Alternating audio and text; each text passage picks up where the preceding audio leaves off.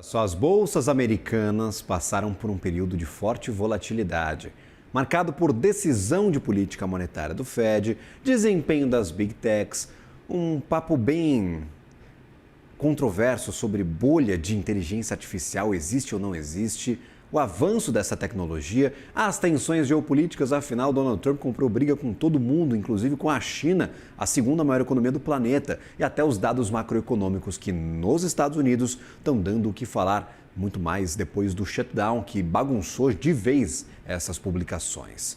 Para entender o que de fato mais movimentou Wall Street e principalmente quais sinais e oportunidades já apontam para 2026, convidamos Marcos Praça, diretor de análise da Zero Markets Brasil, para essa conversa, para trazer uma leitura estratégica dos mercados e destacar quais os principais pontos de aprendizado recentes para a Bolsa aqui no Brasil e também no mundo, para indicar também os insights que parecem ficar no radar para o ano que vem. Seja bem-vindo à nossa programação, Marcos. É um prazer tê-lo por aqui. Agradeço por ter aceito o nosso convite.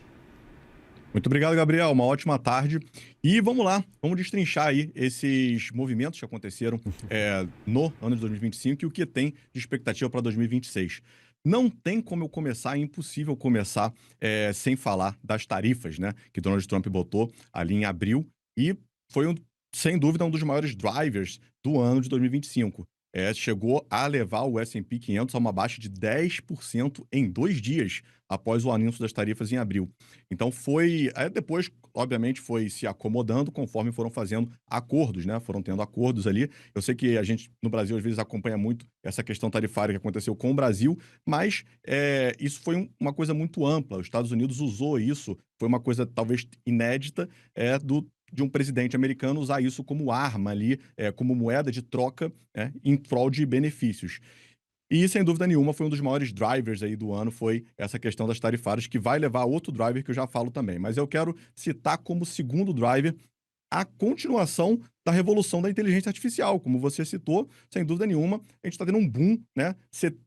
O maior parte do S&P 500, a maior parte relacionada a essa alta do S&P 500 que nós tivemos em 2025, está relacionada a ações de tecnologia, né? A maioria do S&P 500 agora é ações de tecnologia, por conta do tanto que eles subiram.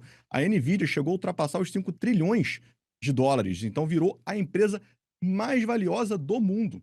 Isso realmente acende aquele receio de bolha, sem dúvida nenhuma. E aí, será que tá no valuation correto, né? Que vai levar depois a 2026, eu já falo também em relação a isso. Fora isso, essa questão da inteligência artificial também puxou empresas de armazenamento de data centers, como a Micron, Western Digital e Seagate. Então, várias empresas foram crescendo nesse ecossistema, não necessariamente empresas só de inteligência artificial, desenvolvimento de chips como a NVIDIA, mas também de armazenamentos de nuvem e também de físico e também de infraestrutura elétrica, como a Oklo e a Bloom Energy. Então, tem todo um ecossistema que foi completamente inflado em 2025 e, sem dúvida nenhuma, foi um dos maiores drivers do ano e todo mundo fica naquela questão em cima da corda bamba. Tá valendo aquilo realmente ou não tá valendo aquilo, né? A gente fica nessa questão da bolha. Terceiro ponto, separei 5 pontos, pessoal. Terceiro ponto são as mudanças na política monetária dos bancos centrais, né?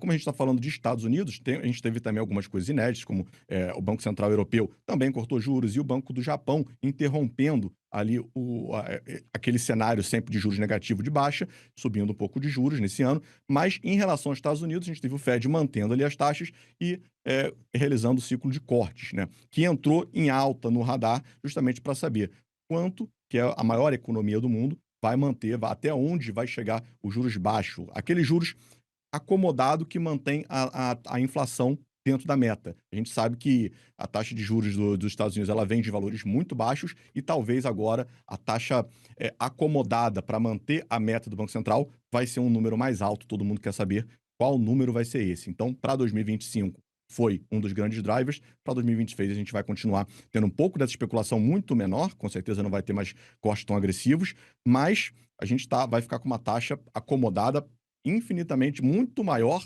do que era antigamente, né, para manter a inflação dentro da meta, aparentemente. Quero citar também a valorização de metais preciosos. A gente teve aí o ouro passando os 4 mil dólares, a onça Troia prata, dobrando de valor, mais que dobrando de valor, e isso mostra uma forte busca por proteção. E agora o curioso é proteção em ativos tangíveis, porque o Bitcoin não acompanhou o mesmo desempenho, apesar de ter aparentemente que estava vindo, não foi o que aconteceu. Então mostra o mundo buscando ativos tangíveis para se proteger de conflitos geopolíticos, né? De todo essa guerra tarifária, todos esses problemas que vêm se acontecendo, que pode, muita gente se fala também em uma recessão. Ainda esse ano tinha muito esse sentimento de recessão, que inclusive se estende um pouco para 2026, vou comentar já já. Outro ponto importante também, ainda falando de 2025, que é o último ponto que eu tenho aqui, que é a interrupção da cadeia de suprimentos. Então, com essa questão tarifária, né, do Donald Trump, mudou completamente a dinâmica. Para vir de lá para cá é mais caro, para vir daqui para lá é mais barato. Então, essas empresas grandes acabaram tendo que se manejar. Junta-se a isso a questão dos conflitos geopolíticos. A gente teve bloqueios no Mar Vermelho, a gente tem vários problemas aí acontecendo ali na questão ali perto da Rússia, em questão de ataques e tudo mais. Então, toda essa questão faz as empresas repensarem a forma de como lidar com a cadeia de suprimentos e acabam priorizando, mudando as estratégias e priorizando resiliência, né? Porque simplesmente o risco é muito alto, né? A gente não sabe, agora maneja toda com uma questão de tarifas, baseado naquelas tarifas, e depois acaba. Bota tarifa, tira tarifa. Bota casaco, tira casaco. Então, as empresas acabam não tendo muita confiança, né? Para conseguir se expandir, né? Ter um plano, manter um plano ali. Tem que acabar priorizando, mudar os planos, priorizando resiliência. Bom, esses foram os insights, os principais insights de 2025. Agora eu queria comentar de 2026. Perfeito, eu lembro Vamos lá. nessa questão de rompimento de cadeias produtivas, a gente teve um episódio muito curioso que foi a Apple levando 6 aviões de iPhone para os Estados Unidos, um pouquinho antes das tarifas começarem, 1,5 milhão de iPhones. A Apple estava com a corda no pescoço porque ia lançar o iPhone 17, estava naquela fase talvez de construção de mercado, de definição de preços, e aí do nada as tarifas encareceram muito a importação de produtos que vêm da China e de outros países, mas a Apple produz muito na China, então acabou mandando uma cacetada de iPhone para os Estados Unidos para tentar formar estoque e não repassar esse preço para o consumidor. Foi uma cara deste rompimento de algumas das cadeias mais importantes. Nike, Apple, várias dessas empresas que produzem fora dos Estados Unidos acabaram sofrendo com isso. Tendo todos estes 5 pontos em vista para 2025, que formou este ano, Marcos, para 2026, o que a gente carrega de toda essa história, o que pode continuar no radar e quais podem ser os novos fatores a incomodarem ou atiçarem ou até abrirem oportunidades para o investidor que está nos acompanhando? Então, só comentando ainda sobre o que você falou da Apple, eu acho importante falar que o que acontece, o Donald Trump, um dos objetivos do Donald Trump é justamente tentar trazer a produção para os Estados Unidos. Só que a gente sabe que o governo tem mudado. Vem um governo republicano, um democrata. Um republicano, se ficar nessa, não tem confiança. Como as empresas vão investir, sendo que aconteceu, quando o Biden entrou, ele derrubou inúmeras leis ali que o Trump tinha botado anteriormente. Quando o Trump entrou novamente, ele fez lá todo um show assinando e derrubando mais de 200 leis ali, regras ali que o Biden tinha colocado. Então, como uma empresa vai ter uma confiança em trazer toda a produção, criar uma nova fábrica, toda uma cadeia de suprimento, para no final, depois de 4 anos, muda o governo e acabou, muda todas as regras. Então não se tem muita confiança para a empresa fazer esse tipo de investimento, fazer esse tipo de movimento. É complicado, é complexo. Mas vamos lá, para o próximo ano, primeiramente eu quero comentar um elefante na sala que muita gente não está comentando, justamente em relação às questões tarifárias. A gente tem o julgamento da Suprema Corte em andamento, iniciou em novembro, que vai decidir se essas tarifas são legais ou não, se vai valer ou não. Uma corte americana já bateu o martelo, falando que não são legais e que é para devolver o dinheiro. O Donald Trump apelou para a Suprema Corte e o que eles baterem martelo vai ser o que vai ser decidido. Se eles falarem não vale as tarifas, acontece que, além de não valer mais as tarifas, né, boa parte dessas tarifas, ainda terá que devolver 50% do valor arrecadado.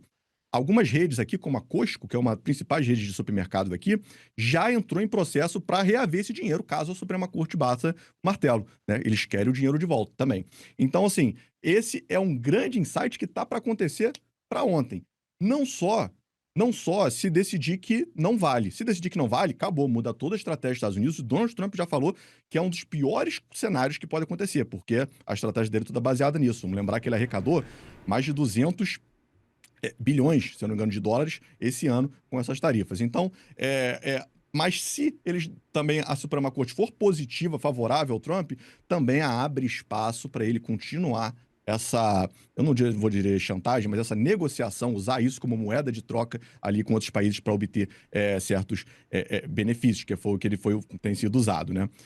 Exato. Fora isso, tem um outro ponto o aqui. que está em jogo, na verdade, só, Marcos, é a validade e até onde vão os poderes daquela lei de emergência econômica, de poderes para a emergência econômica de Donald Trump. Ele usou isso para colocar as tarifas. O questionamento é, ele pode fazer isso ou não? E aí, claro, se a Suprema Corte ficar do lado de Donald Trump, tenho certeza que ele vai testar mais algumas fronteiras, vai tentar esticar um pouquinho mais a corda, até onde eu posso ir com esses poderes que a mim foram imputados quando eu venci as eleições presidenciais de 2023. E aí, claro, para além de mais validade ainda, mais reforço para a política tarifária de Donald Trump, a gente pode ter um Donald Trump mais confortável em expandir para algumas frentes. Ele já tentou demitir uma diretora do Banco Central americano, isso vai ser também discutido na Suprema Corte. Ele agora tenta, por exemplo, impor algumas medidas restritivas para países específicos, por conta de ataques terroristas, ataques em território norte-americano. Então, teremos novos testes e aí, claro, essa decisão da Suprema Corte vai ser super importante. Por favor, continue com o que a gente pode esperar para o próximo ano. Vamos lá, essa decisão da Suprema Corte, ela é para já, né? Já está acontecendo desde novembro, então é um dos primeiros, é para ficar de olho, né? Todo dia ali, de olho, sendo positivo ou negativo. Se for negativo, vai ser um boom muito grande ali no mercado. Se for positivo, a gente pode ver coisas novas ali, inclusões ali dessa guerra tarifária. Segundo ponto, sem dúvida nenhuma, os conflitos geopolíticos. A gente tem quase um problema iminente acontecendo na Venezuela, né? E a Rússia ameaçando participar, a China também falando um pouco ali, sendo um pouco mais favorável lá da Venezuela. A gente não sabe qual a dimensão que isso pode tomar, qual nível que isso pode escalar. Fora isso, tem a questão da Rússia e lá na Ucrânia também. A Rússia está anexando mais territórios, principalmente nesse mês de dezembro, está botando mais pressão e o acordo está ficando cada vez mais distante. Inclusive, está acabando o dinheiro da Ucrânia, que já estão com problemas ali financeiros para continuar financiando a guerra. Então, os conflitos, aparentemente, resolveu um pouco ali na parte de Israel, mas já tem também algum problema ali acontecendo novo no Irã. Então, os conflitos, eles seguem no radar e piorando. Essa é a verdade. Tem que ficar de olho, porque a qualquer momento, inclusive esse ano ainda, nessas próximas 2 semanas, pode, né, escalonar alguma coisa. Então, isso também é uma coisa para ontem, né? Talvez não é uma coisa longo prazo. Já está acontecendo e cada hora mais aumentando, né? Esquentando aí os ânimos, o problema, digamos assim.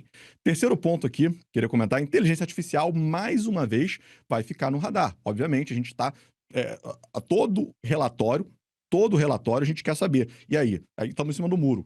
Empresa tal, Microsoft veio ruim, Tesla veio bom. A cada reporte de relatório de cada empresa dessa, o mercado patina, o mercado samba. Então, quer saber, tá indo para baixo, tá indo para cima. O boom da inteligência artificial, ele está acontecendo, a demanda ela é crescente, todo mundo está querendo consumir, porém, esse crescimento tão acelerado, eu não sei se ele é tão sustentável assim, por conta de eletricidade, de espaço, armazenamento, tem vários problemas que impedem hoje esse crescimento nessa velocidade que é o que o mundo está demandando. Então, a partir do momento que começar a esfriar um pouco, vir alguns reportes, alguns relatórios um pouco mais para baixo, né? A gente já pode esperar aí, talvez, uma reprecificação dos ativos aí de risco. Então, como a Bolsa está completamente inflada, uma super concentração de tecnologia nas bolsas, sem dúvida nenhuma, a gente pode ver um crash aí, um boom aí por conta disso. A tal da bolha, né?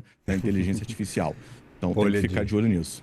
Bolha de IA, bolha de criptoativos, tem muitas bolhas aí sendo infladas, talvez até pelos discursos de grandes nomes do mercado financeiro nacional e internacional. Vamos ficar de olho se essa bolha estoura, se não, se o ritmo vai diminuir, se não, de crescimento da IA. Marcos Praça, obrigado por nos ajudar a entender um pouquinho deste 2025 e o que pode ser de 2026. Até uma próxima, meu caro. Eu desejo Muito um obrigado. Feliz Natal Feliz e Natal. um bom final de ano. Pode. Valeu, até.